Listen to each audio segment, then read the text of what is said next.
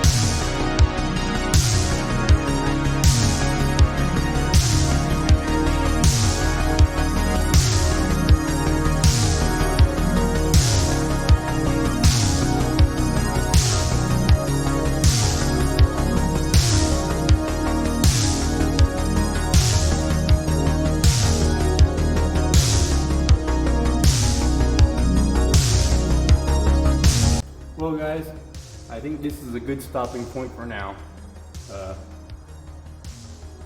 I'm gonna read up on my book and ask for some help and make sure I do this right. But she's coming along.